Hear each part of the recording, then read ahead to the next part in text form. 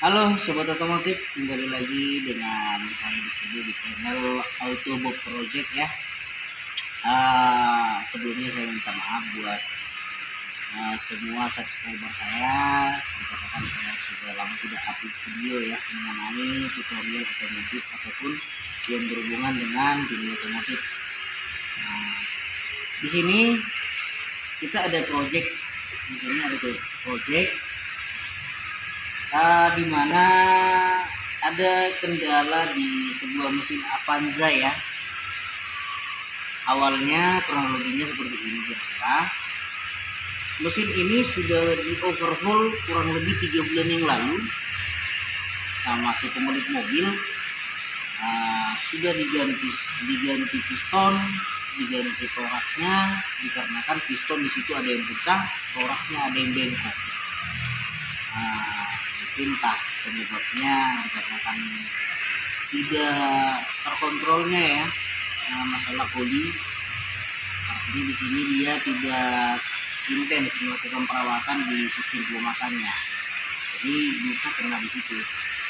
Nah, setelah diperbaiki mesin ini sudah hidup 3 bulan yang lalu, diperbaiki sudah hidup.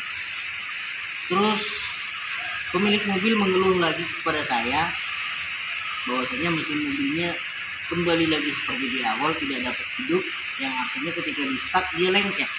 Starternya itu di start ya, crankshaftnya itu lengket. Jadi indikasi saya di sini kembali seperti di awal. Kemungkinan besar itu ada permasalahannya di bagian crankshaft atau piston saya katakan. Jadi wajib diharuskan kembali dibongkar ulang. Kita lihat bagaimana proses pemasangan si mekanik yang memperbaiki ini di awal ya. Dengan catatan yang pertama sekali membongkar bukan saya.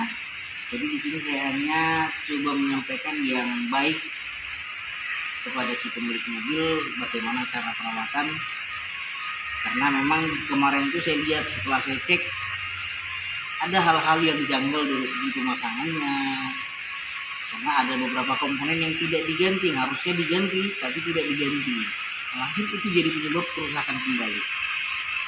Oke, kerusakannya seperti saya bilang tadi itu ada di bagian crankshaft dan piston ya. Kita akan coba lihat bagian-bagian yang sudah kita bongkar. Sini, ini dia. Maaf ya, tempatnya nggak sesuai ya. Jadi kita biarin di bawah seperti ini, tapi kita susun dengan rapi kok. Ini dia crankshaftnya. Oke. Ini crankpin untuk piston nomor 2. Jadi yang diganti kemarin itu piston nomor 2 dan piston nomor 3. Yang diganti ya, yang patah dan bengkok itu toraknya. Itu di piston 2 dan 3. Nah, ini kembali lagi di piston 2 dan di piston 2 ya. Di piston 2-nya itu di crankpinnya ada baret nih. Nah, ada baret. Baret ini dikarenakan kalau saya bilang jalur oli di bagian crankshaft ini sepertinya ada yang tumpet menurut saya, sehingga oli itu tidak dapat melumasi di sini. Nah, dia tidak dapat disalurkan oli kemari, sehingga metalan yang ini, metalan yang ada di crankpin ini dia posisinya temakan nih jadinya. Nah, jadi menurut saya karena sirkulasi sistem pelumas nih yang lebih dominan membuat si kondisi crankshaft ini dan piston tadi itu jadi lengket ya. Jadi buat rekan-rekan otomotif, rekan-rekan yang mempunyai mobil kendaraan pribadi ya, lebih berhati-hati atau lebih intens dalam hal perawatan sistem pelumas ya. Nah, kalau untuk kondisi piston, di sini saya lihat kondisi piston tidak ada masalah, hanya di metalan saja yang saya lihat ini bermasalah. Jadi ini akan kita coba ganti nanti metalan, terus nanti crankshaft ini kita akan coba lakukan dibubut ulang ya. Artinya nanti diperkecil ukurannya dan metalannya akan kita perbesar ukurannya. Kondisi mesin masih dalam kondisi standar. Begitu juga dengan si main jurnal di sini. Nah, main jurnalnya di sini bisa kita lihat ya. Ini sepinya yang di sini harusnya kan ada nih, tapi saya lihat semua sepinya sudah haus. Ini buram ayak sudah haus di sini. Tidak ada lagi sepi sehingga si metalan ini dapat berputar bebas. Nah, dapat bergerak kiri kanan, berputar bebas dia ketika si crankshaft itu berputar. Artinya dia ngikut berputar. Jadi metalan crankpin dengan metalan main jurnal harus kita ganti. Di sini ya. Jadi kalau untuk kondisi-kondisi yang lain saya lihat kondisinya masih layak dan masih sesuai spesifikasi. Sedangkan di bagian blok di sini setelah kita lakukan pengukuran menggunakan jangka sorong dan mikrometer untuk pengukuran sederhana ya. Jadi mana kalau untuk mengukur ini kita harus gunakan dial bore gauge, tapi bisa kita ambil menggunakan jangka sorong atau mikrometer, tapi mikrometernya untuk inside ya, untuk pengukuran diameter dalam. Dari hasil pengukurannya masih sesuai dengan standar, masih di dalam nilai spesifikasi, dan saya cek kondisinya tidak ada yang baret ya, tidak ada yang baret, tidak ada yang luka dinding silinder.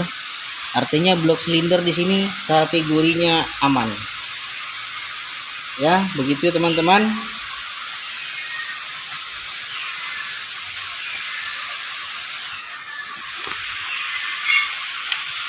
Oke, baik. Jadi setelah sudah saya sampaikan di sini sedikit banyaknya mengenai kerusakan si mesin Avanza ini, ya semoga nanti hasil yang bisa kita berikan, mesin ini dapat hidup kembali, dapat bekerja dengan baik, dan dapat digunakan sama si pemilik mobil ya. Harapannya seperti itu. Intinya di sini yang perlu saya sampaikan, bagi kita semua yang memiliki mobil, ya mobil pribadi kita tadi, menurut saya lebih baik mencegah daripada mengobati ya. Artinya lebih baik kita lakukan proses perawatan berkala itu dengan rutin daripada nanti efeknya seperti ini, yang tadinya hanya keluaran puluhan ribu rupiah menjadi jutaan rupiah. Nah, mengantisipasi seperti itu menurut saya, sehingga bisa meminimalkan isi kantong kita juga. Jadi saya rasa tidak sulit untuk melakukan pemeriksaan sistem pendingin, pemeriksaan sistem pelumas, pemeriksaan mekanisme katup, sistem bahan bakar, terus sistem pengapian. Yang 5 ini kita lakukan proses perawatan saja, saya yakin mesin kita, mobil kita jamin pasti terawat, awet selamanya. Itu saja pesan-pesan yang saya sampaikan di sini buat kita semua. Nanti bisa diikuti untuk selanjutnya bagaimana cara perakitan dan bagaimana cara pemasangan ke dalam sebuah mobilnya ya. Oke, sekian dan terima kasih. Salam berjumpa kembali dengan channel kami Autobot Project. Dan jangan lupa subscribe, like, komen, dan share-nya. Terima kasih.